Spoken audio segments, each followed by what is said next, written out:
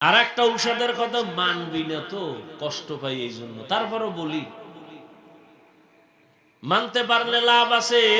যারা ঘুমাবি, ঘুমের থেকে উঠা এক গ্লাস পানি হাতে নিয়া ভেতরে মুখের যে লালা ওই সহ কুলি করে ভেতরে নিয়ে পানি পান করবি। খবরদার, ডাক্তার বলে, সায়েন্স বলে, চিকিৎসা বিজ্ঞানীরা বলে ঘুমের মধ্যে যে লালাটা তোমার ভেতরে জমে এটা শরীরের ঔষধ। পানি এক গ্লাস নিয়ে কুলি সহ লালা সহ পান করে নাও, তোমার শরীরের ঔষধ। কুলি করে তুমি পানিটা ফেলবা না।